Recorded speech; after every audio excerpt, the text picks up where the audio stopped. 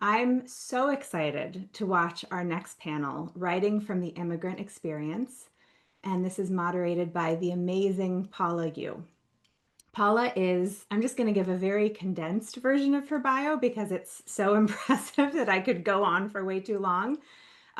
She is an award-winning author of children's and YA books, a very talented TV writer and producer, and she's a professional violinist. Her nonfiction work for young readers has won the SCBWI Golden Kite, the Boston Globe Horn Book Award, and the 2025 YALSA Excellence in Nonfiction Award. And again, that's just to name a few.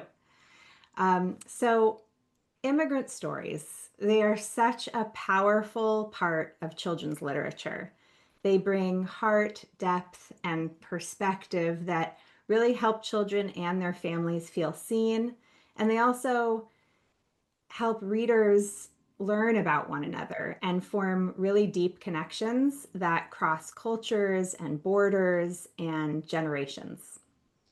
It's more important than ever that we celebrate and shine a light on these beautiful stories. And we are so lucky to have this group of talented creators here to share their experiences and insights.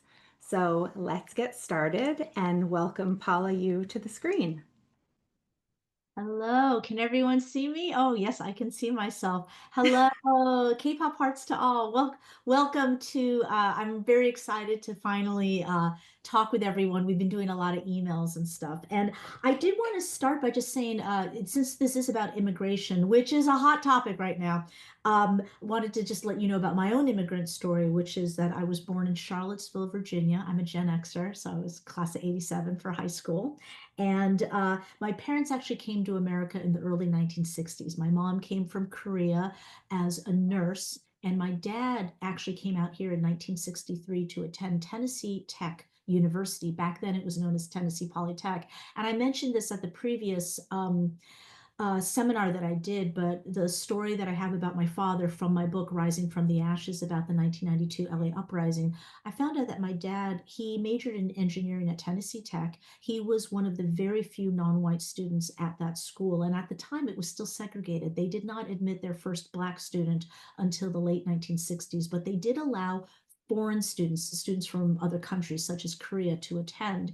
And my father sadly passed away in 2016, but my uncle told me a story about when he went to visit him in Tennessee in 1963. My dad said, "Watch out for these strange doors at the movie theater. One is says white only, and the other one says colored only." And my uncle looked at me and he said, "We didn't know which door to go through." So that is another, I think, burden and sense of accountability and responsibility that non-white, non-Black immigrants of color have to deal with in this country in terms of its very complicated history, in terms of race and power and the legal system and so forth.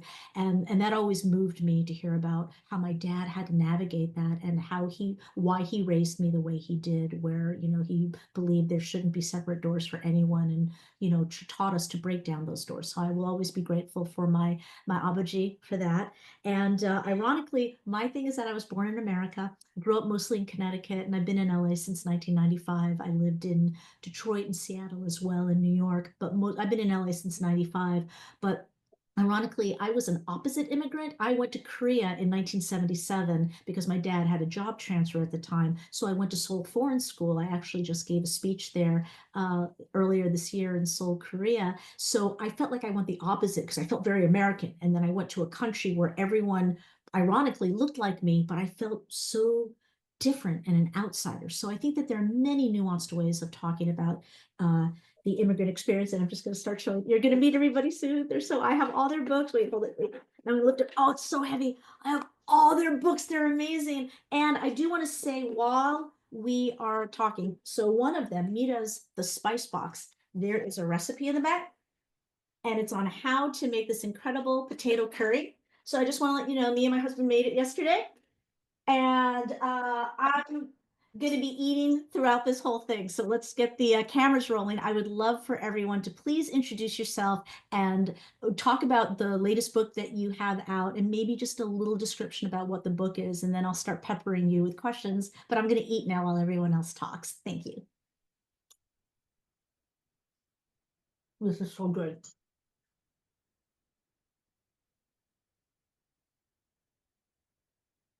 I guess we can start as everyone's coming on. Let me make sure everyone's coming on. I guess we can go kind of like we all see it. We can start with maybe just we'll do it like we'll start with Han. Maybe you want to start Okay. first. We'll go from and then we'll just kind of go. Okay. Hi, my name is Hanh Bui, and my latest book is On's New Word, and it's inspired by my first teacher in America, Miss Mary Lou, and she's the reason that I grew up to become a teacher as well. I met her at the refugee camp when my family and I came to this country in 1975 at the end of the Vietnam War. And she helped me during a time when I was struggling to navigate life in a new country. And she made me feel safe and seen. And I knew that I would someday want to grow up to become a teacher as well. And I'm also part of RIF of NOVA. Reading is fundamental of Northern Virginia. So I spend a lot of time with children in schools. And that's really the highlight of being an author, is getting to be with the kids that I write these stories for. Thank you for inviting me to be here.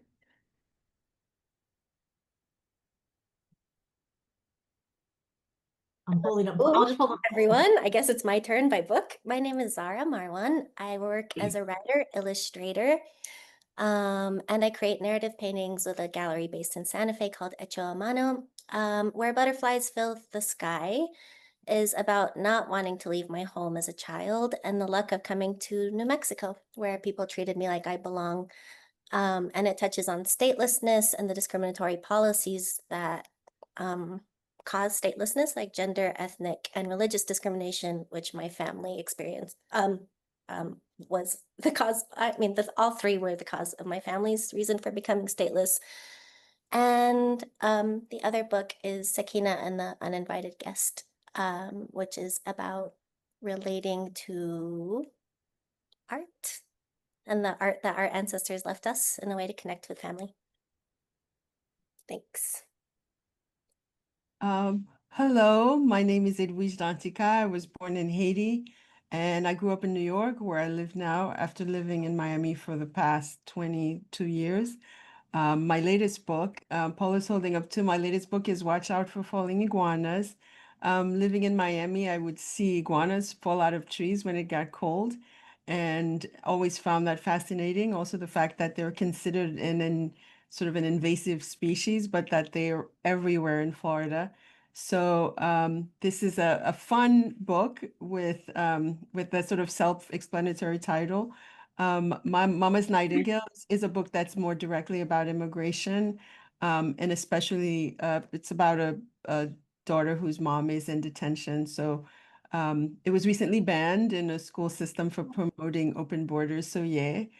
And I'm very happy to be here with all of you. Thank you for having me.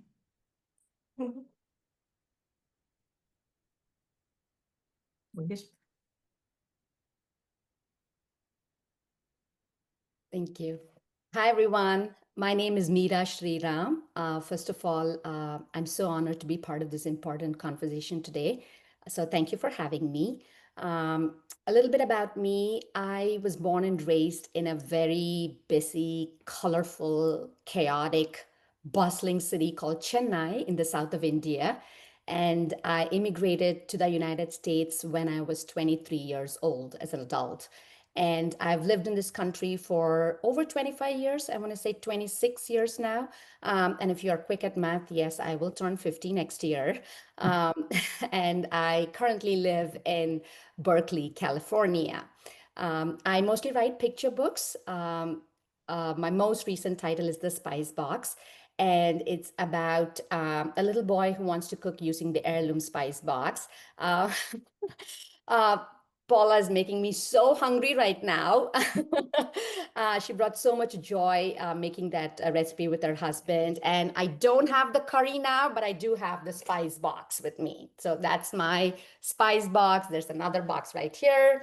So yeah, so this story is about essentially about the power of family history. So the little boy in the story knows that the box holds more than just the colorful spices. He knows it holds the family's history of migration and hopes and dreams.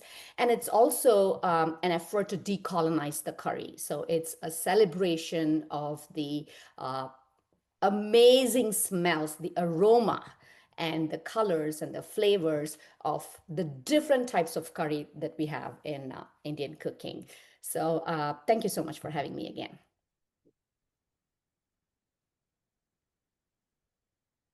All right. I'm really hungry, but I should speak right now, shouldn't I? So, my name is Suma Subramaniam, and I'm the author of a few children's books, and the ones that Paula is holding up right now, the V. Muller series. And I was also born in a bustling city in South India, very close to where Meera was born. And yeah, so and I hire engineers for my day job and blog about children's books when I'm not writing, and I blog at Diverse Verse and also the Sensations blog. And this particular series, V. Muller, is this book is the first of an illustrated chapter book series from Candlewick. And in the first book, Muller can't wait to celebrate the harvest festival of Pongal with her cousins from Seattle. But will they have enough in common to make it enjoyable? And this series is about a 10-year-old girl who breaks all the stereotypes that Asians are pretty much aware of and are staple with. And she's funny, she loves animals, she celebrates holidays and festivals, she goes on adventures, and she makes mistakes, and she has a lot of fun making them. Oh, that's great. Well, thank you so much. You all did a great job also talking about your books and making it feel already that I mean, I've read them, but I think our audience definitely feels like they have read your books and they're going to buy them. So thank you for that. I think wanted to talk want to talk about personal stuff before we get into politics and some of the harder hitting questions. Right now, I want to talk about the personal issues as to in terms of what about your own background? You did hint at it a little bit in your introductions, but what specific moments or stories inspired you to realize this isn't just an anecdote I'm going to tell at a party. This is a book. This is something that is relevant today and relevant for the future and is tonally either fun or sweet or serious or whatever it is. What inspired you? And I wanted to start with Han because you talked about. Let me I gotta go here for Han's new word. What's interesting is that in the back. And at some point too, we will also talk about back matter because everyone has fantastic author's notes and stuff, which I think are very important for a lot of our aspiring writers to learn about. But in this note, we also have, this is the real life teacher, Miss Meera Lou. Yes, that's Miss Meera Lou. And also my grandmother is in the back of the book. Yes. Oh, yes. And also, yes. Here we go. And we also and then the other photo is little me when I was at the refugee camp. So that's the only photo I have of me at Fort Indian Town Gap in Pennsylvania. So that's where I met Miss Meera Lou. So in 1975, when my family and I left Vietnam at the end of the Vietnam War, my family and I were rescued at sea by the U.S. Navy. And then that was the beginning of my journey in the resettlement. We ended up at Guam first, and then Fort Indian Town Gap, where I spent 6 months. So after being at sea and the trauma of losing family and home and leaving, it was very scary for me when I first arrived at Fort Indian Town Gap. I didn't want to speak at all. I just was very quiet. I only spoke with my family. And then I met Miss Meera Lou. There were many, many volunteers there, But Miss Mary Lou really, I really felt like I gravitate towards her just because she was so kind and gentle in her approach. And so one day, this story is actually inspired by like true events of what happened. Because one day I actually did go to a refugee camp store that was set up by Salvation Army, and I found a sweater. And in the sweater, there was a reindeer stitched on it. And it was Rudolph. But of course, I didn't know that because we didn't have reindeers in Vietnam. And that's what was the motivating factor for me to want to go to school and ask Miss Mary Lou what the word was. And I pointed to it, and she said reindeer. And that was my first English word and the inspiration for this book. But I also wanted to honor my grandmother who helped me to be brave, because seeing my grandmother also face so many new challenges and learning a new language helped me to be braver. Because if my grandmother can do it, then I can do it too. And this year is actually 50 years since we came to the United States in 1975. And I reunited with Miss Mary Lou, my first teacher. Um, and I went to Pennsylvania to see her on June 19th, which was her 69th birthday. So Miss Mary Lou was 19 and I was 8. And she had given me that photo the last day. And on the back of the photo, she had written, Han, I love you, Mary Lou Shada. And because she had written her full name, that's how my husband was able to find her when I was writing that story. And I just felt like it was really important to write a story that honors the journey that children go through learning a new language and also navigating two worlds. There's so many kids are going through that now. And I just felt like it would be comforting for them to know that it's not just about learning a new language, it's about learning anything new.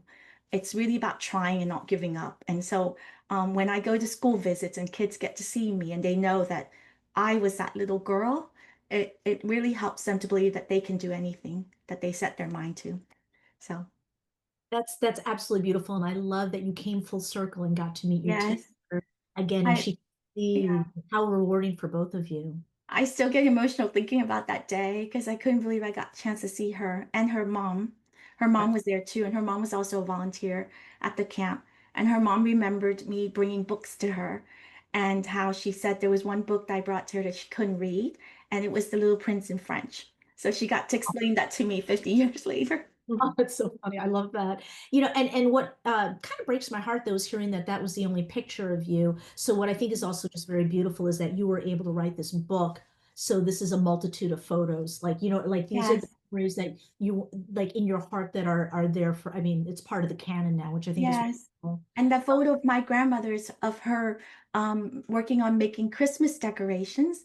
And my grandmother's Buddhist, so she volunteered to help the church that was sponsoring our family. And Wow. she was learning something new as well. And that's why I felt like that photo would be perfect in the back. It's wonderful. Well, I'm going to ask you a question for you, but I also would love to hear other people's points of view Mhm. too. So please volunteer. But starting with you, Han, you talk about language, and one of Yes. the here we go with the political. Mhm. One of the controversies right now is that there's a movement. There's been a growing movement to try and make English the official language of America. Mhm. Even though when you think about how this country was discovered, how it was, just all the problematic stuff behind our country, Mhm. there's a lot of debate over whether English should be the official language. How do you feel about that? And what about being uh, bilingual or multilingual? How has that helped you both as a person and as a writer? What are the benefits of not having English just be the only language? Yes. Because there's beauty behind these different words. Mhm. Well, I think that when I first came here, I remember my grandparents kept trying to encourage me to only speak English. But because my grandparents didn't speak English that much, I end up being like our family translator and my aunties and all the kids that were learning English. But I loved hearing my language at home because that's what made me feel like, especially as I was navigating, not at school at the camp was all Vietnamese children. But once we were sponsored and I was the only student in my class that was not Caucasian, I was really nervous and worried about speaking the language. And so I loved it when I could go to the first part of school, which was with my ESL class. And I was in ESL until I was in sixth grade. And I just adored my ESL teachers because in that class, I could speak English or Vietnamese. And I think that there's so much beauty to having all of our languages heard, and also for us to. I feel that knowing another language actually helped me a lot to learn English. And so I encourage that with my children to speak multiple languages. They're learning Spanish and everything. So when I heard that English was the official language, first of all, I felt like English has always been the official language in this country, you know, but I also think that there's beauty in all of the other languages that I get to hear around me. And I love that my children and kids I know are learning multiple languages. And I do think that it does help us as writers to also be open to the experiences of others. Great answer. What about, I'd like to open the floor up to talk a little bit more about, because language is such a huge part of our immigration stories. I would love to learn more from the other authors about whether English was your first language or not, or what and how you feel about why it's so important to kind of keep all these languages alive. Anyone wants to? I grew up speaking Arabic, and my grandparents spoke a subdialect of Farsi particular to Kuwait. Kuwait has an anti-preservation attitude, which said this language doesn't belong here, or this culture doesn't belong here. My mom was born in 1950, and her older sisters still speak it. So I like when I speak to her in Arabic every single day, and she sometimes intercepts herself by speaking this language that they never taught us for safety, I guess, or to blend into Kuwaiti society. And I pretend I understand, I feel like, or I laugh along with her when she laughs. But it's predicted to be extinct.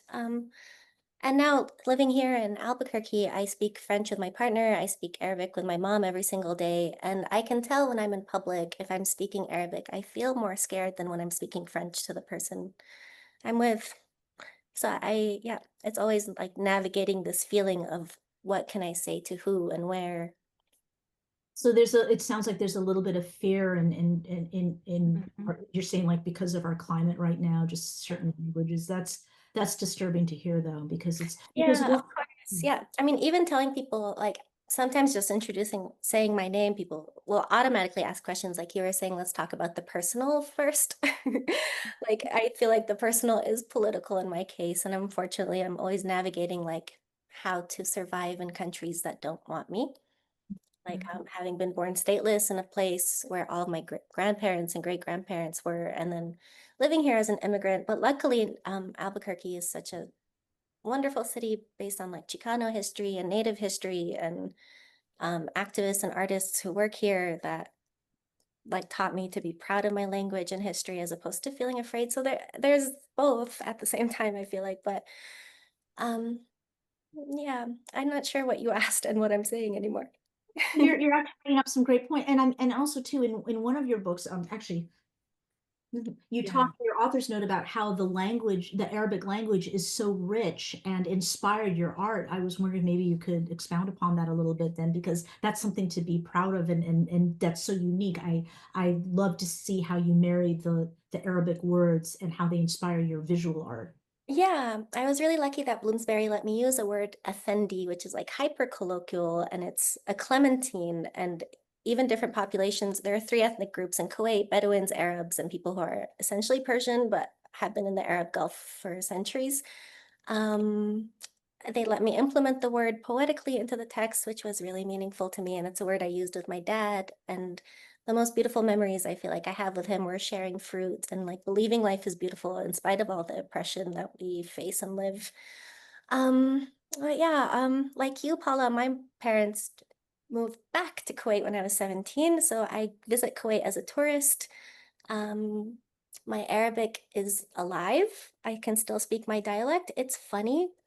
Most people like me are usually from upper class families who study abroad and go, yet people can tell there's something wrong with me. So I feel like even ordering something as simple as a falafel sandwich, I'm like, can I have falafel? Sorry, I speak like this. I was born stateless. Can you add sauce? So I feel like I just tell everyone all the time whenever I can. Yeah, it's deeply censored and dangerous to talk about.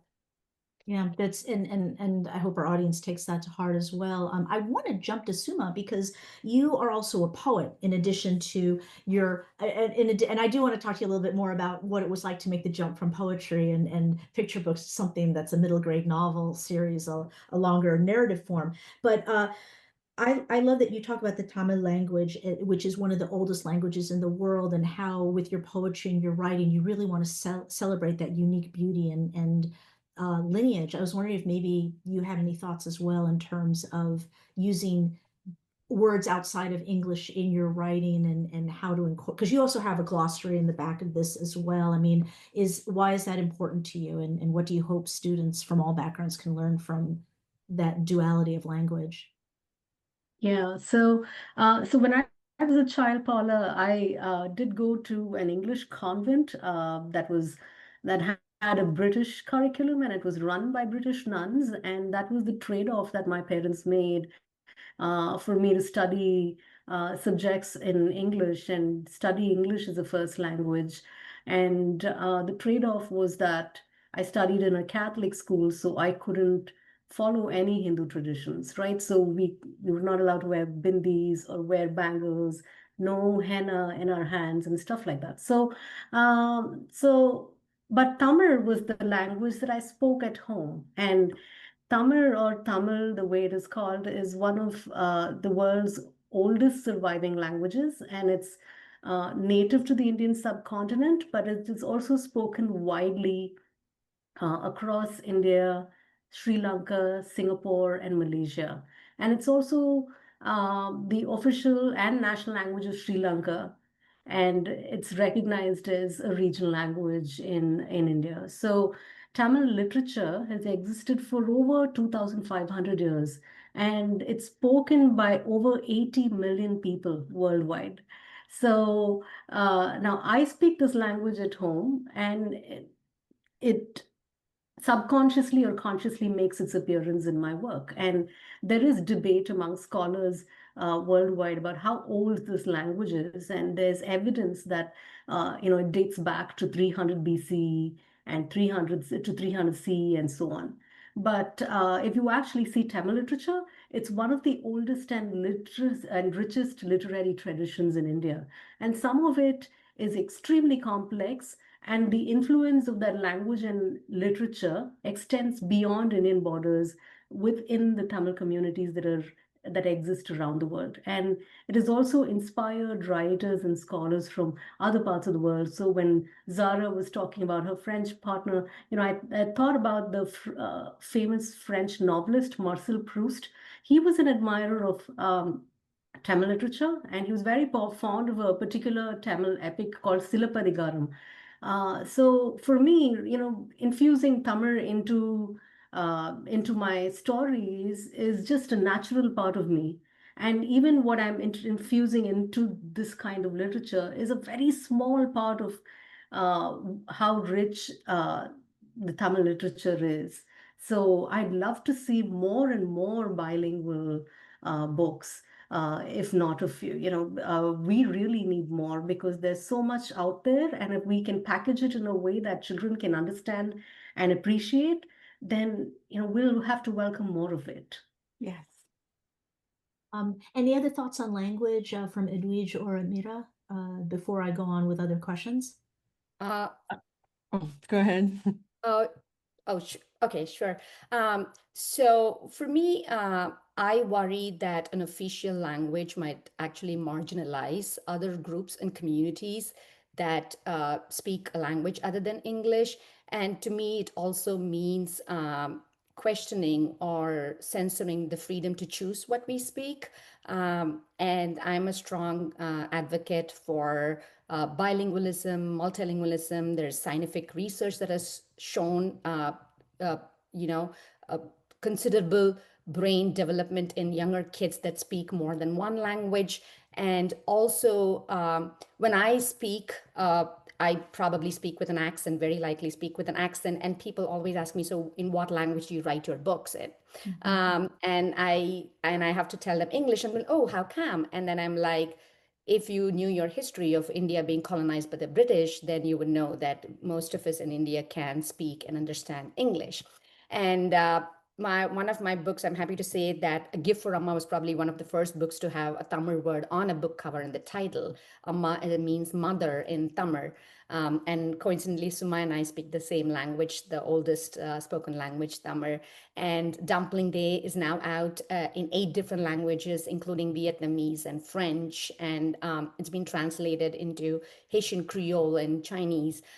So I am always an advocate for including words. And in fact, I prefer not to italicize the words because it's a form of resistance to keep them in non-italicized as well. So I do what I can to make sure that communities that speak languages other than English feel seen and feel heard in the narratives as well.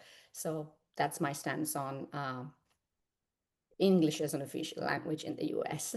I will vote for you in the next election. Thank you. That was beautifully, powerfully said. I do want to add for a lot of the people attending, we have a lot of aspiring writers, and just maybe not everybody knows this, but there was a movement in the past 20 years to stop italicizing any words written in a foreign language. I mean, Junot Diaz is an example of, in his novel, in Drown, he refused to italicize any words in Spanish because then that othered him, and it was and that's become more and more of a thing with Rising from the Ashes. There are a lot of Korean words written both in the Hangul alphabet and the English pronunciation of it, but we didn't italicize anything. And you know, and I think I think that's what's interesting about if you come from an immigrant and also with different languages and stuff, you want to make the writing organic, but then you don't want to say, oh, my mom gave me some kimchi. A pickled cabbage often serves. To explain it, yes. Yeah. So it's very much it's a tricky thing. No, but thank you for that. And Edwidge, do you have anything that you would like to add before I move on? No, well, I was excited to hear that Meera's book is translated in Haitian Creole. My husband is a Haitian, he's a translator, and often he translates children's book into Haitian Creole. And the colonialism, bringing up the colonialism was interesting too, because growing up, like, it's not so true now, but when I was growing up in Haiti, if you spoke if I spoke to my teacher in Haitian Creole, she would immediately make me like switch to French because you were supposed to be speaking French. But what I've seen it in stores. I was in Miami just the other day, and I saw this confrontation in a store where someone was speaking Spanish, and then someone who's newly empowered was, with sort of like this xenophobia was like, that's, you speak English, it's and so I think you get more and more of these occurrences, and it's assumed in that designation that you have to choose a language, right? Like I think as I think Ann said, or was it Zahra who said, like, the English has always been the sort of like the language of the country, but it doesn't mean that other languages cannot coexist at the same time. There's so much beauty and like even in the meeting of languages, and there's so many different kinds of English, right? You have the rapper's English, you have Toni Morrison's English, you have all the English. So I think there's what I'm most worried about is sort of like how people use these directives to then isolate other people and threaten other people, sometimes based on the language that they're speaking in a restaurant or in a public place or at their job. Yeah, no, these are all powerful points, and I do want to point out that I think different languages, I think, is now also getting racialized as well, Demar, because people forget that Marie Curie was not allowed to speak Polish back when she was a kid. She had to speak in French, and they went at night to have secret lessons in Polish and Polish history. So it's so it disturbs me too, because it's the racial politics of it is also very infuriating. So these are all great points. And actually, just sticking with you, Edwidge, and these questions I'm asking also, if anyone would like to answer them as well, I want to talk about tone as well, because we have falling iguanas. It's just so delightful and fun. And I do understand a lot of the, when you talk about an invasive species, I mean, a lot of the analogy and the metaphor is quite apparent in it, but it's also just really fun and sweet. And the artwork is just delightful. And then you have, of course, your classic with Mama's Nightingale, and this came out 10 years ago. And it's much more, not melancholy, it's poignant, and it's intimate, and it's a completely different tone. It's like you can even tell in the art it's completely different. And it's weird, not weird, but it's, I think, depressing that this book is still so prescient 10 years later. Like, did you know 10 years later we would still be having to deal with this? You talk about, and I wrote it here in my notes, if you bear with me, I want to make sure I have the statistics right. I did my homework. Let's see. For Mama's Nightingale, you wrote about how 70,000 parents of American-born children were jailed or deported, and this is from 10 years ago. Today, about 6 million of the 16.7 million people who live in America with an undocumented parent are children under the age of 18. So this is still a very, very relevant book. I was wondering if you could talk a little bit about where you see Mama's Nightingale in today, why it's relevant today, and then maybe also then talk about, and then you switch to something fun, and that's also important when we talk about the immigrant experience. It's not always sad sob stories of oppression. So, and I'd love to hear from others too about the topic of tone. But yeah, I mean, it's really just given the range of the books on this panel, we know that it's not always sob stories, right? Because obviously we're immigrants for a reason, like Worcestershire says no one leaves home unless home is the mouth of a shark, but sometimes people leave home for change. And so when I wrote Mama's Nightingale, I used to visit a detention center in Miami. And actually, I went a couple of times with my daughter when she was young, called Boys Town, where they had unaccompanied minors with the Florida Immigration Advocacy Group there. And I would talk to those, so these young people, some of them had come by themselves or they were sent to be with a family member. And it was very interesting to see, just like they were like other kids. They were like, can you bring me this particular kind of jeans? Or, they were having fun. They played soccer. And so it was really extraordinary to have that interaction, but they had this deep ache. And some of them, and this is, some of those children who were like 3 or 4 with a sibling had to go before an immigration judge by themselves. And that organization had made a picture book to explain, this is the judge, this is the court, this is the lawyer.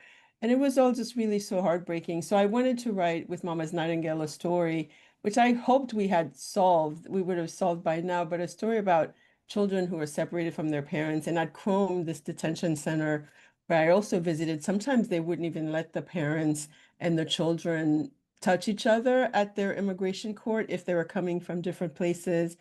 And so the book was like with all of that in mind happening around me. And this was something I hope would have changed. And so I think we have those stories and they're very important to tell, but I also like to tell sort of like these stories that could be fun. I have another book called My Mummy Medicine about sick days. The iguanas, when I was leaving Florida, I was thinking of course, of all these things that would remain with me. And so I thought this was the strangest thing. I'd seen these iguanas and peacocks. Peacocks also they're very loud. These are two things that like Miami can be kind of like an urban, like an urban fair sometimes. Like you have chickens, ducks, and peacocks and iguanas. And so I wanted to sort of celebrate those things as well. yeah, I love that. And actually, just going to one more serious question again, going to back to you, Zahra, and where butterflies fill the sky. I was wondering, there's an incredible, I love it. Let's hold it up at the same time. Here we go. Oh, beautiful. That's beautiful. That's fantastic. When did that edition come out? It came out in September, and it miraculously published in Kuwait, where you're not allowed to talk about statelessness, but they did cut out the family history and the reasons why we left. Oh, Fantastic. Oh, I just got goosebumps hearing that. And I just and in fact, actually in your book, you dedicate it to the 100, it says here, the 100,000 stateless people still in Kuwait, some of whom are your family. And you also write very movingly of your father who was stateless. And I was wondering, and also too, this came out a few years ago. So did you, as like with the Mama's Nightingale book, did you realize that this would be something we would still be talking about? And what are your thoughts about all of that, and what do you hope children and adults can learn, especially, and maybe talk a little bit more about your father and the concept of stateless, because unfortunately with our education system, a lot of people don't know about this, so I think also we're helping to teach a lot of the writers here that are attending. I myself am learning as I just made this curry, so we always are open to learning more. Let's see. I was actually invited to a human rights conference in Malaysia last year about gender discrimination and statelessness. What do I have to say about statelessness? My father was born in 1948. 3 of my grandparents were Kuwaiti. 1 wasn't. I'm from a larger migration of Iranians who came to work in the Arab Gulf, and many of these people did become citizens. No one saw the importance of becoming citizens pre-oil, because it was just a small fishing town and a fort. So people were sea laborers, and my grandparents were all illiterate. Um, so it's so silly that something my grandpa decided not to do had an effect that lasted this long. What I wish it would change. I mean, this book received an award from the United Nations Human Rights Commission for bringing visibility to statelessness, Indigenous, and minority rights. And I was so proud to travel to Geneva to talk about it. But during that same week, my mom told me my 38-year-old cousin was crying over his lunch, almost wishing he wasn't alive, I feel like, because he just wished these laws would change. And yeah, I feel like that's what I really want. Um, and I don't know, the conference I went to in Malaysia last year, I learned about women in the Caribbean and Southeast Asian countries and parts of Africa that were suing their governments for equal rights. And when this book published in Arabic, or before it published, the editor called to say, I think we should cut the author's note because the last book we published on statelessness took us to court for threatening national security. So we don't want you to have problems coming back or to have problems like jail, or for us to face a fine, which last time we were declared innocent, but we had to pay a $10,000 fine. So I was so proud to see this book published and to go to the National Book Fair over there and to say the story. And, it's like, it breaks my heart every time I leave my home and my country and see how increasingly foreign I become every time I go back to Kuwait, even though, like you were saying, Paula, you are from there. You look like people from there. Um, uh, and I don't know, and seeing my uncle come and read the book, even though he's a citizen, it was really lovely. And hearing him read the part where it says, I don't want to leave. Mama says it'll be better for us. He stopped and he said she was right. I don't know. It's really meaningful to me when stateless people contact me still to say, I don't know why I wrote you, but I just yeah, it means the world to me when they do. What was I going to say with this? One thing I didn't consider was that there would be mass citizenship revocations that would be happening in Kuwait at that time. So it felt like, oh, this book doesn't matter. I get no jail or fines or anything, but it does matter. I know it does, but at the same time, there is something larger happening where like a larger political issue is still affecting people. Yeah. Why was my dad stateless? I don't know. He has all the proper proof to be Kuwaiti. My cousin who was crying over his lunch, he has my uncle went missing during when Iraq invaded Kuwait. One uncle was killed with a grenade for fighting on the front lines, and he died stateless, but he's always listed as Kuwaiti. And the other uncle went missing while fighting during the resistance. So the other cousins who are stateless qualify to become citizens, yet aren't. So laws exist, yet they're not put into practice. Yeah. And like you were saying, it's not always oppression and sob stories. Tomorrow is the anniversary of the Iraqi invasion in Kuwait, and we stayed the whole time, parts of it hiding in my grandpa's basement. And whenever my mom recounts like stories. Like yesterday, she was saying, we bought you an Eid dress and it was raining oil on us because they were preparing to start a chemical warfare. But she always there's always a lot of laughter, humor among these war stories for some reason. Well, it's about resilience. Yeah. Wow, this is thank you so much for and this is a safe space for everybody. Really appreciate you opening up. And I think hearing when you say things like my father, my uncle, it humanizes we shouldn't, I want to say we shouldn't have to humanize this to begin with. That's just horrible that we have to do that. But I do think that these types of heavier issues are best told through specificity, through specific characters and family and relationships. And there's a lot of your book that's just so joyous. I gasped when I saw the balloons, and they have the butterflies and they have the balloons. And by the way, just so everyone knows, Zahra's art is there are so many what do you call it, Easter eggs or hidden there. You read her author's note because then you go back and the little animal that you see here or just whatever, it all has symbolic meaning. It's really, really thoughtfully done. So thank you for sharing that. And going from art to food, Meera, you with the spice box, and thank you again, your food was amazing.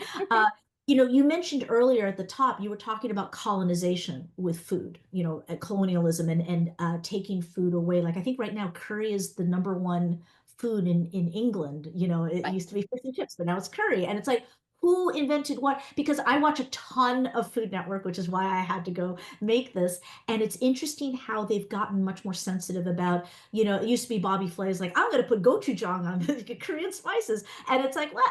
But now they're getting much more respectful. They're talking now more about like the roots of food history and when is it like, believe it or not, you can misappropriate food even if you don't mean to. There's a lot of optics. So I was wondering if you could maybe expound upon what you were talking about in terms of the colonial attitude towards Indian food. And yet this is also just such a family. At the heart of the Spice Box is food is family, and it's about connecting the generations. So thank you. Thank you, Zahra, for sharing that. Thank you so much.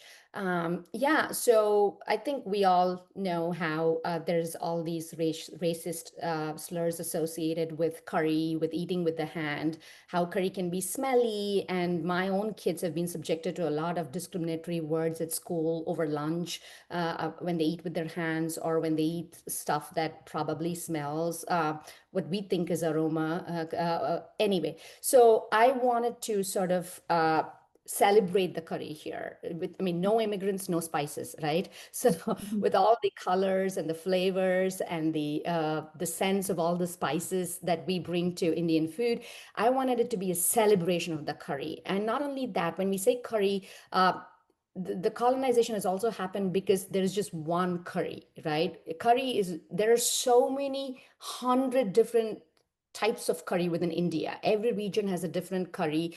Curries could be gravy-like. Sometimes they are deep fried. Sometimes they're just like sautéed curries. So to have everything as a monolith, like this one curry across the board for the entire culture, maybe it's chicken tikka masala, I don't know, but not everyone eats chicken tikka masala in India. So I wanted to bring in a curry which is not a gravy, which is not the chicken tikka masala. It is from the South. It's very specific. And again, going back to how specificity can actually bring in more universality in stories, right? So having the potato curry that we make in Tamil culture that my children grew up eating is what is centered in the story. And the reason the specificity is also important is and the food tradition itself is important is because it not only connects generations, it not only connects us to our roots, but it also informs us of why we eat the foods we eat. Why do we have this certain assortment of spices? Like, why do we eat with our hand? Like, how did these spices get here? So there's so much food history and family history that is being tied with this particular tradition or any tradition, any food tradition, or even any family food that is celebrated in your own community. So that is sort of like the idea behind the decolonization of the curry itself. But in terms of inspiration, it's like when every day I use the spice box, I use my fingers to get the spices. I'm taking in all the smells and I'm tasting as I cook, and it just instantly takes me back to my grandma's kitchen, the foods that I grew up eating. So something as simple as a food tradition or a dish could be such a powerful experience for an immigrant like me, right? So it takes us back to our roots right away. And like everyone has been sharing here, yes, my stories are drawn from my life experiences straddling the East and the West, because I grew up in India and I still go back to India once or even twice a year sometimes. Some of my stories are set in India. So there's a lot of Indianness that is rooted in those stories.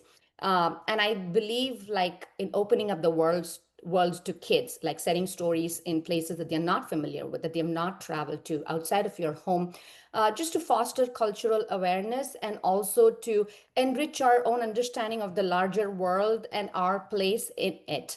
But at the same time, as I'm an immigrant parent raising kids across cultures, so I also want to tell stories through the diasporic lens for the diaspora, cross-cultural themes and stories centering identity. So like we all talked about, we want the entire gamut of human experiences associated with immigrants, and not just the trauma stories, not just the migration stories, but also joyful stories. There are holiday stories and food stories, everyday stories, biographies, all of that. So we get to tell all kinds of stories. I love that. And that's a perfect segue for Suma, because you went from poetry. I definitely want to know what it was like to go from poetry and picture books to writing the V. Malar and the middle grade novels. But your books, okay, these are really funny. The kids are awesome. I was laughing out loud, and the pictures are hilarious. It's just so fun. And what's so interesting is that in these books too, there's a lot of STEM issues, STEM and STEAM issues. We have the cyclone season happening, in terms of climate change. In this one. And then we also have, with the greatest ranger of all time, we're talking about nature conservation and animal welfare. And I was wondering, and I like that too, because that's something I wasn't expecting, like those types of topics as well, because again, it's not always a sob story or everyone's racist. It's also just, these are just cool stories. What inspired, and especially to go from poetry to doing this longer novel series, and then also bringing in these very talk about timely and relevant in terms of nature and climate change. And we've just had all these storms and stuff. I was wondering if you could talk a little bit about that, Suma. Sure, Paula. So I'm truly enjoying this conversation, by the way. So now, when I started writing the V. Malar series, it actually started as a picture book. And then when I shared it with a trusted group of friends, they asked me so many questions. And then this character demanded a lot more from me than a picture book. And so it became longer and longer and longer and became a chapter book. But as far as poetry is concerned, right now, the first few writing workshops that I took when I started writing were poetry workshops. And I started writing narrative prose only later. And I've always been drawn to lyrical language and also the oral storytelling tradition as a child. And when I remember when I was a child, my grandma would sit me and my siblings down on the terrace at my home under the moonlight and tell us stories when she would feed us morsels of yogurt rice with a dollop of tamarind gravy. And her voice still rings in my ears like I heard her just yesterday. And so when I write these stories, I'm drawn to stories that sound like poetry to the readers here, because they feel like music in our soul. And so when I'm revising, I tend to break my text into smaller paragraphs and then rewrite them in the form of a poem and then rewrite it for a rhythmic flow. And when it sounds like music, I put the words back in the manuscript. So music has a coherent sequence of rhythm and sound, which most picture book writers and authors are drawn to, because if you see them, they're mostly read aloud, and they're beautiful, and we imitate that language and enhance the narrative of our stories that way. But as far as the STEM and STEAM topics go, I wanted to highlight, especially with uh, this book, this is not just about celebrating holidays and traditions. It is about that, but it is also about highlighting the impact of rising global temperatures and climate change on the planet, and how people in different parts of the world are responding to it, which is a valuable STEM lesson.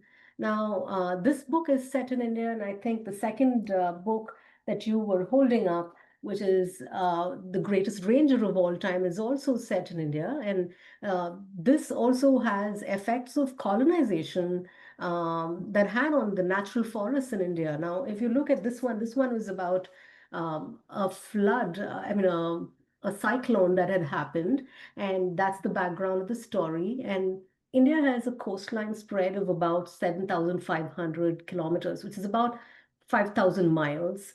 And those 5,000 miles are vulnerable to cyclones of different extents and intensity. And right now, we are having tsunami warnings where I live. And if you look at this, India experiences 2 to 3 tropical cyclones on an average, with at least one of them severely impacting the surface of the land. And if you look at the world over, what do cyclones do? They make landfall, and they bring heavy downpours, and they uproot trees, and they trigger floods, school closures, there are travel bans, and they all cause significant damage to infrastructure, education, transportation, and communication. And that results in also loss of crops and livelihood for the rural people. And these catastrophic events not only represent India, but they also are the world's toughest natural threats that we need to pay attention to. And so, in the first book, Manar's family adopts a holistic rehabilitation plan to tackle these challenges, and her family chooses resilience over despair, and they live sustainably while combating climate change. And the second book is all about nature conservation and animal conservation, and representing animals in as realistically as possible.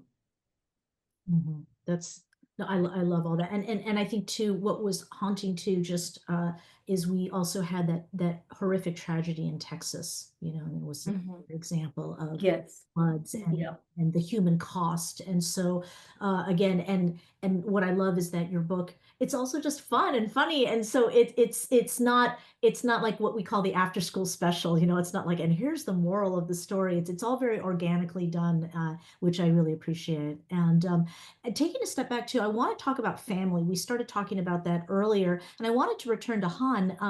Your books have a lot of going from the grandmother to the mother to the daughter, like with where's I have your other book. Oh, this one, the yellow. Oh, yeah. Yes. Yeah, and this one, it's such a sweet story. Like, oh no, of course she's gonna rip the dress, and it's like, oh no, the recital's ruined, the Mid-Autumn Festival and everything. So I was wondering if you can maybe talk too about in terms of stories of immigration, why is it so important? And maybe all of you can talk about this as well, and maybe if you have personal anecdotes, but why is it so important to bring in the old people? Because these are books for young kids, and we're bringing in the grandmas, the aunties, the young parents. It's like kids are just like, and so why is that important, and how do you do it in a way that is engaging for children, that to write about those types of connections? First of all, I just want to go back to a little bit about language, and how I just love that so many of our books have our language even in the uh, title. And that just means so much to me. The first time I saw the word ao dai, which is the Vietnamese traditional dress, and it's actually on the cover of a book. And so now kids in school know what an ao dai is, and it means so much to me to have that experience. And I know a lot of us have included our language in children's books. When you asked about grandparents and grandmothers and honoring those who came before us, that's that's really a big inspiration for me as far as wanting to include that in my book, because my grandmother, just like Suma said, like when she was sharing about grandmothers and oral storytelling, that was what my grandmother did for me. That's how she gifted that to me during our whole journey coming to America. When I was feeling very seasick and also being very worried, she would calm me with stories of our homeland. And so I learned that from her, and I do that with my own children. I share our stories, and I honor my grandmother and my mother-in-law, and that's why the Yellow Ayai is about my daughter. And when we were talking about not just writing about um, stories that are more complex, we also write stories, our family stories. And so the Yellow Ayai is inspired by my daughter and her grandmother and their love of being princesses and their loves of our traditional dances, the fan dance, and also our dresses, our ayais. And I remember my daughter feeling sad that she didn't know her grandmother like her brothers did because her grandmother passed away when she was a baby. But she saw all these photos of grandmother wearing ayais and her favorite colors, yellow, just like my daughter. And so my daughter asked me all these questions, and we were in a closet in my room, and she wanted to try on grandmother's ayai when she was 6 years old. But of course, it was too big for her. So that led to us looking at photo albums and photos of her grandmother and her learning about our family history. And I also wanted to celebrate my own grandmother in the Yellow Ayai and the way that my grandmother preserved and really just made the most of the things that she brought from Vietnam. And she only had a few ao dais that she brought during the journey to come to America. But every time there was a rip or tear, she would repair it. She didn't just throw it away or discard it. And so I wanted my daughter to know that both my grandmother did that and her grandmother would repair their dresses and sew them and fix them or add embroidery over a hole. And so that was something that would help my daughter to know that even when something has a rip or tear, we can still make it beautiful again and we can give it new life. And so that's why I always try to include aspects of my grandmother or grandparents in the books because I really want to honor the people who came before us. And I was raised by my grandparents, so they're in all my books because I was raised by my grandparents, and so they're a very important part of my life and my children's life. And I feel like, just like we talked about with specific being universal, I think a lot of children can relate to stories that have to do with their grandparents and those kind of relationships. Oh, that's beautiful. I love that. Thank you.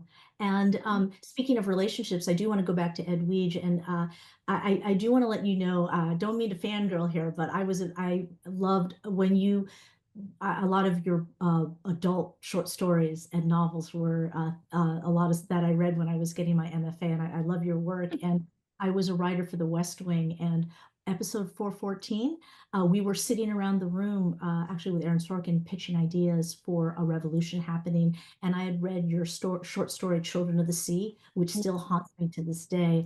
And so I mentioned that story as an example, and then that's what led to the storyline for that particular episode. So that's my Easter egg shout out to you. And but I was wondering, talking about relationships, I'd love to go back to Mama's Nightingale because in that, what I found very moving in the author's note is you talked about how you and your brother Bob lived in Haiti and your parents were in America at the time. And for those that haven't read this classic book, it's about how the little girl starts her mother sends her cassette tapes of reading stories, and then the little girl writes a story, and there's a power of the written word that the girl does. And you and your brother did a similar thing. I was wondering if you could talk a little bit more about how you take your personal story and turn it into Mom's Nightingale. And it could have been an adult novel as well. What made you just? I'm just curious as to how you made the transition to from these deep and literary, meaningful adult books into equally deep and meaningful children's books. Yeah. I'll keep it short because we're getting close to the at the end, Oh, but I want to take your thank you. time. I'll tell you about the West Wing. Like it's kind of how when you hear people describe episodes of things like a Black person's on TV, like we get that in my household, like there's a Haitian storyline on TV. So we all told each other we all watched that. So that's another conversation. But Mama's Nightingale, I mean, the thing that's to bring it to this current conversation right now is that a lot gets lost in this sort of snatching people off the street by ICE and so forth, is that a lot of families are what they call mixed status families, right? So you could have, your the child might be a citizen, the parent is a green card holder, like all the different kind of status in these families. And for me, that my family is like that. And of course, we live all the time with the dual terror of like the situation in Haiti, and also the fact that temporary protected status might be revoked and people might have to be deported. So that's really I a lot of the books like I write for kids, and I think of how I would explain that to my children, to my daughters. And really like the 8 Days, which was the first picture book I wrote, was about the earthquake in Haiti with Scholastic. And so all of these are, for me, it's like an attempt, like how would I describe this to my child? And I saw my grandparents do that. Like I saw like, my daughters are lucky that they had both their grandmothers with them. Grandfathers too are amazing, but grandparents are like that bridge. They're kind of like the archive from the old country. And I've loved seeing how a relationship has emerged between my daughters and their grandparents that have nothing to do with me. And I think that's the book can be like that too, taking the shred of like parceling information or parceling a story or parceling a kind of food to the next generation. So that's something like I really wanted to, when I wrote that book, I really wanted to explain to my daughters. And also selfishly, I was like, well, if I'm ever detained, this is what you do. Like that's kind of, because in the book, the little girl keeps writing letters, and that's how her mother gets out. And it was also a way to say to children, like, you have power. You may not always be listened to, but that the word is powerful, that your word is powerful.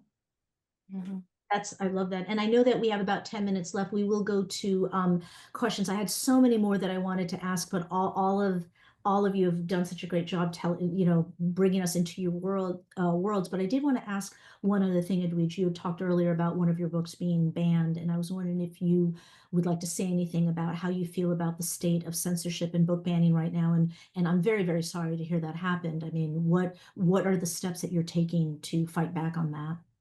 Well, I mean, the thing about, so it was interesting that his Mama's Nightingale, and out of all the books, it was like in a school county in Connecticut, and it was, Oh, I'm sorry. and no, but it was the specific reason for me that was just, it said literally, like the parent group said, it promotes open border policies. Like that was the clear reason that was given for it. And for me, that was always like a book about empathy, and just like that, it was driven that. And I was living in Florida where so many books were banned, and there was always the threat of it being a danger to parents. So in Florida, there's Mitch Kaplan, Books and Books. We had events around banned books.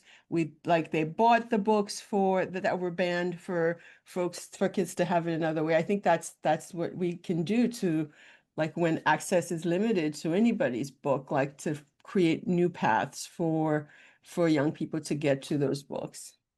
Oh, wow. Well, I'm really excited to hear that you have all been so proactive in that, but it's not great that we have to do this to begin with. And these seemingly innocent, beautiful books are being, it's the politicization of immigration, of these different themes, of diverse themes for all of us is it's disheartening, but what is the phrase by Tennessee Williams? I'm disappointed, but I'm not discouraged. So, And it speaks to the power of the word. And I think that's what I would say to everybody who's watching, who writes books, and all of you on the panel too, is that, I grew up under a dictatorship. So I usually, the first people that sort of like tyrants go for are the artists or the writers, because they know the power of the word. incredible. I just got goosebumps hearing that. Well, maybe afterwards we can all meet up when you're in LA or when I'm in your town, and we can talk some more. But let's go. We have about 8 minutes or so for some audience questions. So I think Sarah is going to go ahead. And Sarah, how does this work? Do I look at the questions, or do you want to tell me? Do you want to come on and ask the questions? Hi. Hi. Am I on? Yes, you Hard to are. tell. Because I've never this is my first moderation, so I'm not sure how to do the audience questions. So I thought Here, this is live. We can be flexible. So there's actually two Sarahs at SCBWI. oh, okay. Oh, yes. And I'm going to gather some curated questions from the other Sarah. And Oh, while awesome. I do that, I just want to thank all of you so much because this has been incredible. And you guys are busy talking, but so I'm not sure if you've even glanced over at the chat, but people are sharing their own personal experiences being immigrants and from families of immigrants. And there's just been so much support and connection while you guys have been speaking so beautifully. So everyone loved this panel, and hopefully you've been seeing the hearts pop up the screen. Okay, so so here's one. I wonder if when you all travel to your origin countries, do you find your native language changing the same way English is constantly changing here in the US, both in slang and general additions to the language? That's a really interesting question because languages evolve, and everyone is navigating kind of multiple languages, multiple kind of parts of your identity. So there's one. I could go. Yes, I do see it change. It's a lot more English words are being used in place of the real words. But I'm also happy to see the reverse happen, where now chai is normalized, like that's an Hindi word. And what another aspect that fascinates me about language is how most of the like many of the English words are also rooted in foreign languages. For example, the juggernaut is from Jagannath. Catamaran is the origin is a Tamil word, kattumaram, for logs of wood. So things like that, when it happens in to a language, including English, then that's always wonderful. So I see it happen both ways, and I'm excited about that. Yeah, and now in Haiti and the islands, we have so many language from the Tainos and the Arawaks, so that's it just continues. But yeah, there's also youth language, like young people kind of have a common language now. So there is a lot of English, a lot of terms that are carried over through in Creole. Yeah, and I've also seen that, because I spent almost 2 decades in India and almost the same amount of time here. I felt that embracing one culture comes at the expense of the other. But now when I go back to India, it's not only a melting pot of Indian cultures and languages and traditions, but it's a melting pot of world cultures and languages. And the bubble that I lived in is not the bubble that exists in that country anymore. So every time I go back, there's always something to learn. There's always something new to experience. And my agent was in India, so when I took her around and showed her around the city, I was learning new things with her. So it was it's really a fantastic experience to be living right now in a global community. That's beautiful. Let's see here. Well, this we could probably have a whole other panel just on this question, but answer it however you like. What has your experience been with how the publishing industry handles immigrant stories these days? Are publishers showing interest? I'm sure this has a lot of different elements to it. I feel really lucky with the editors I've been working with to take me seriously in what I want to do. Like the stories I really want to tell from my culture, or what I understand my culture to be and what I am here, as opposed to just constant Ramadan stories. There's more to the Middle East. I think that what I've learned along the way is that it's really important to, especially when you're writing, books are inspired by your culture and your experiences. that you connect with an editor or team that will help you share authentically. I think it's very important to stay true to your story, and of course be open to collaborating. But it's also very important to like stand up for the things that matter to you as far as the authenticity of the story. And I think publishers are probably more, because there's been so many people before us. The idea of like, if you resist italics or if you don't want to do a glossary, there might be less push to that because you can point to someone else who has done it that way. But I think it's also important to, like, none of us wake up and it's like, I'm going to write an immigrant story.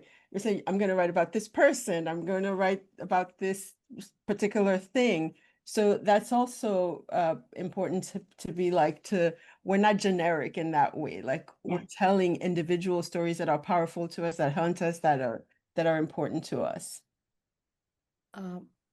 Yeah, I can jump in and say that I've been very fortunate to work with editors who have truly believed in the need or the importance of the story that I wanted to tell. And they've brought in illustrators from who shared the background. So I didn't have to explain things to them, and they brought their own nuanced visual storytelling to the books. But what I'd like to also see is that more stories come out, and more nuanced stories come out, right? Like if we are looking at the cultural iceberg, the visual markers of like holiday food, or clothing, they are great, but we also want to get at the bottom of it, where the storytelling is as a whole, with the nuances and with all that's at the bottom of the iceberg, including ethics and family values and belief systems and gender roles and things like that. So that is something that always gets me excited about. Yeah. And more of us from every culture. So there's like, oh, we already have our writer from this region, like more Right. of us. Absolutely. Yes. Yeah.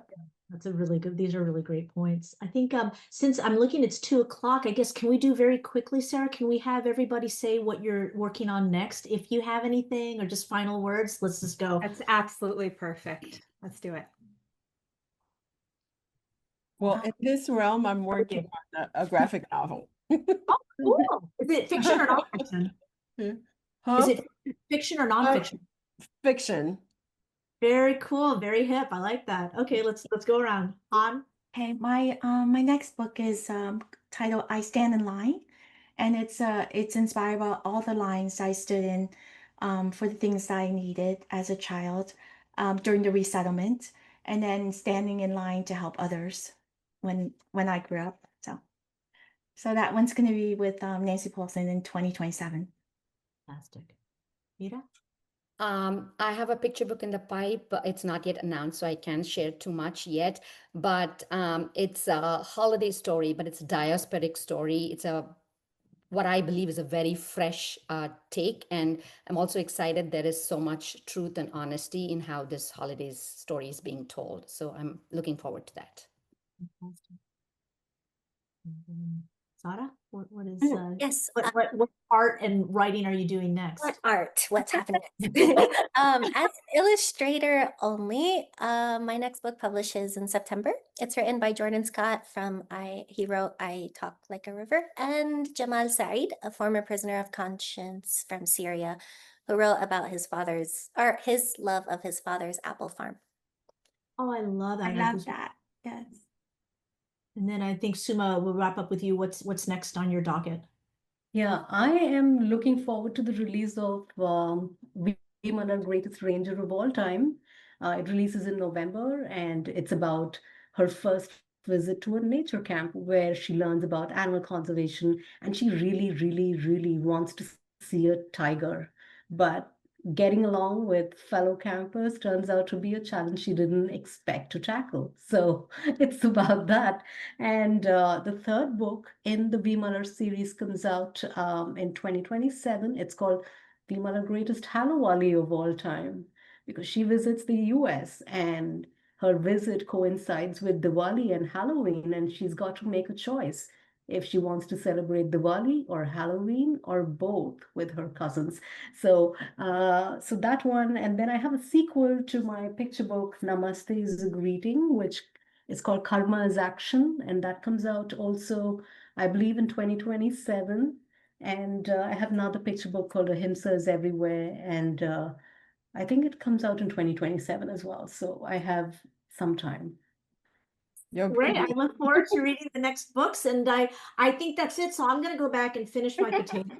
Everyone is so jealous of your curry. I want to quickly show the Arabic and the Haitian Creole too. Oh, Yay.